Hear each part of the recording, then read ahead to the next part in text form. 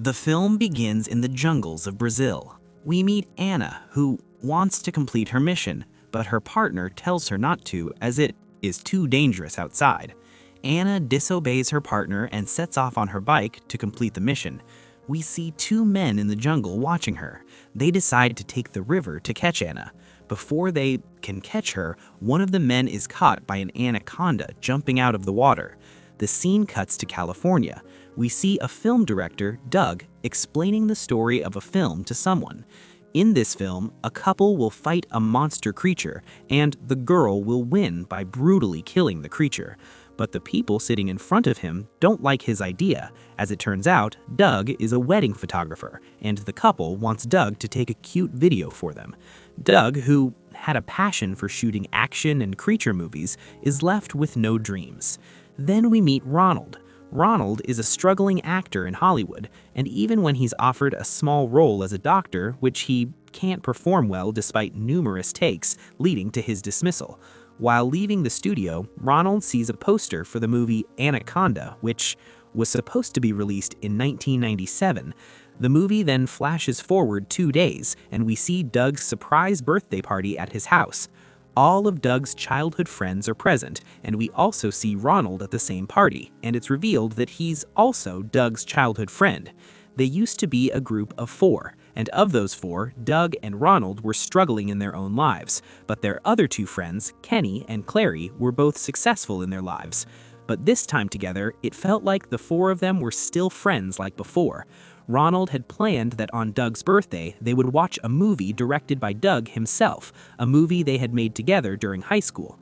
Ronald played the hero in it and had to fight a dangerous creature. In this movie, the creature was Kenny.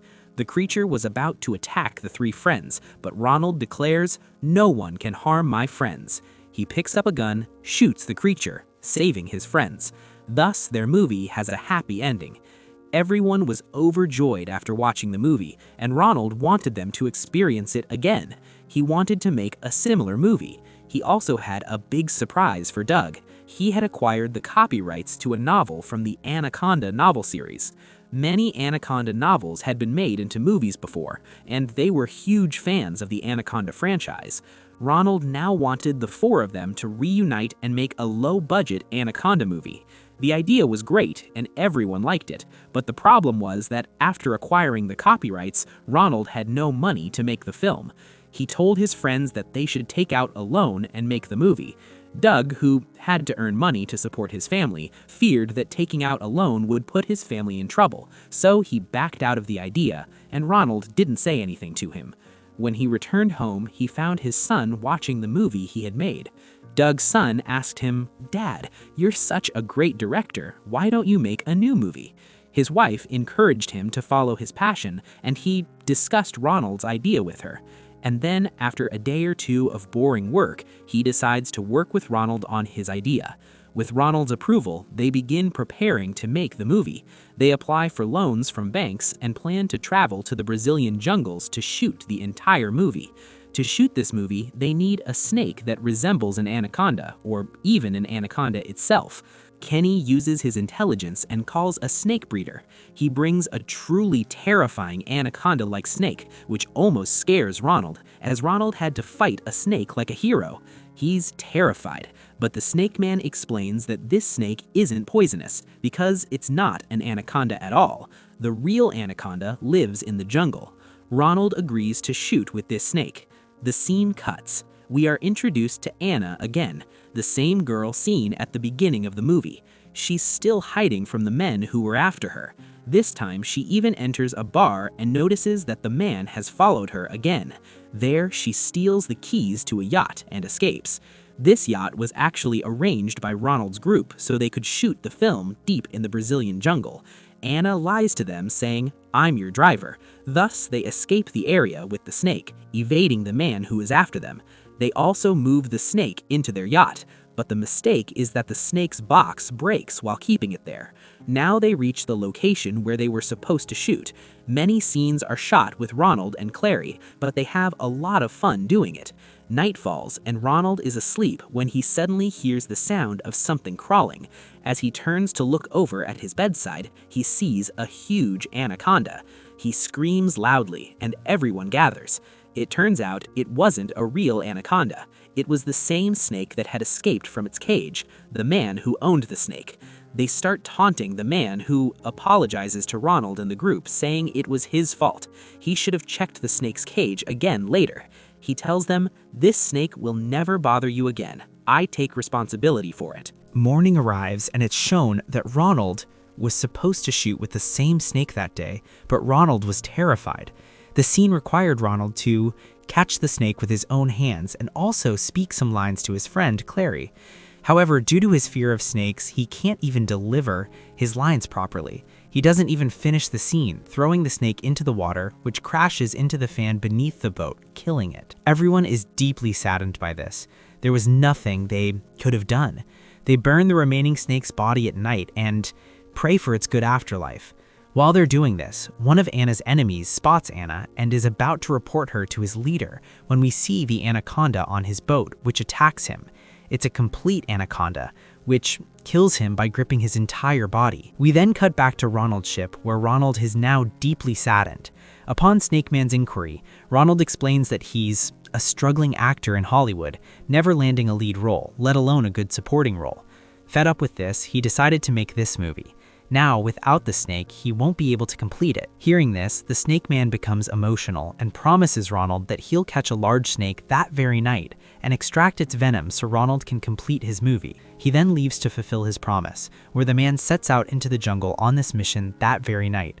The anaconda doesn't give him a moment to blink, grabbing him and dragging him into the river. It wraps itself around his body, strangling him to death. Ronald, who had been waiting for him all night, panics over his absence and goes to tell everyone about his absence. For a while, the men decided to wait for him first, but when too much time passes, they decided to go into the jungle themselves. First, they'll look for the man, and if they can't find him, they'll catch at least one snake to complete their movie, as they were compelled to do so. They've taken a large loan. Now, they set out into the jungle, and Anna is with them. As they enter the jungle, they see a van and hear a strange rustling sound. This rustling sound seemed to be that of a huge anaconda. They become extremely frightened, so they hide inside the truck. Suddenly, their companion's body falls on the window, covered in blood. The sight of this leaves them breathless, and the next second, the huge anaconda appears in front of the truck. They decide to leave the place by using the truck, but the truck is no longer moving.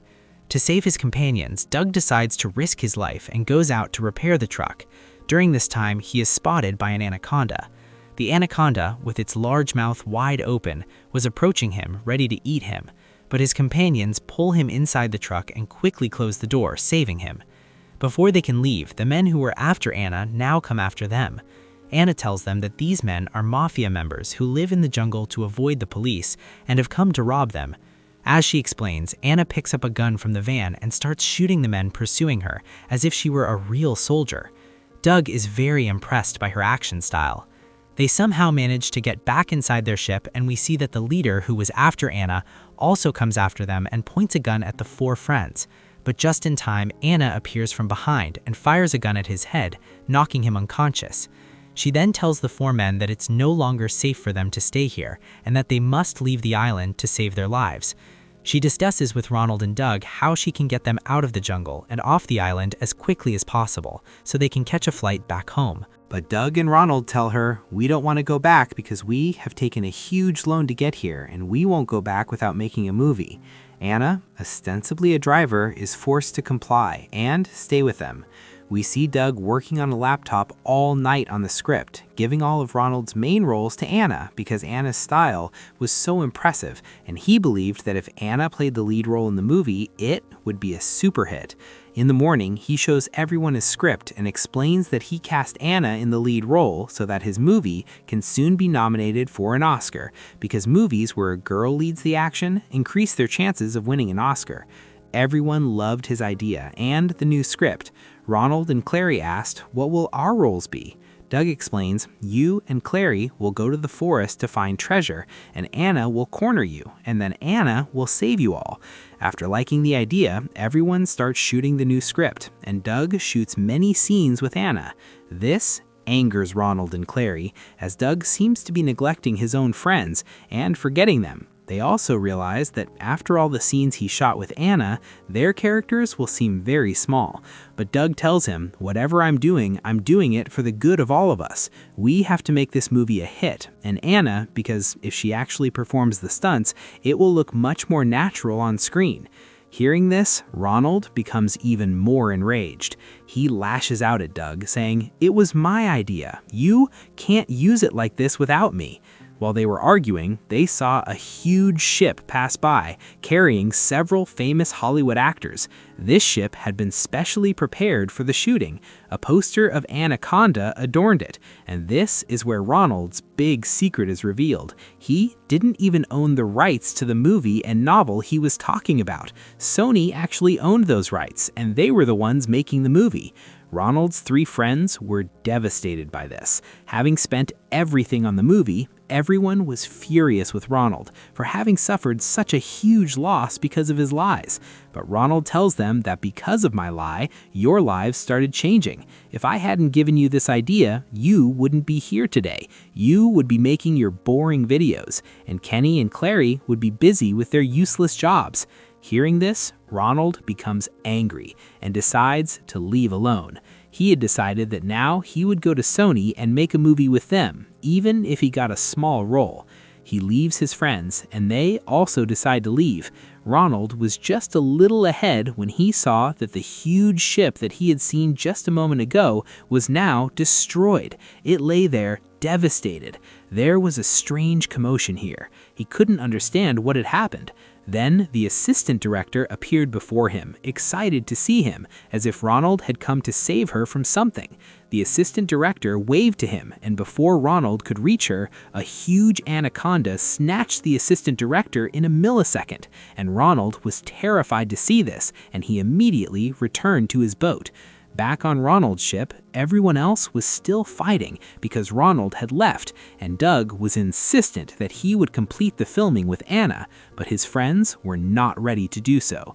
They were unaware that Anna didn't want to shoot the film at all. She was still on a mission. So she takes these men at gunpoint and takes them into the jungle. We learned that Anna was an illegal gold miner and was encouraging them to mine gold as well.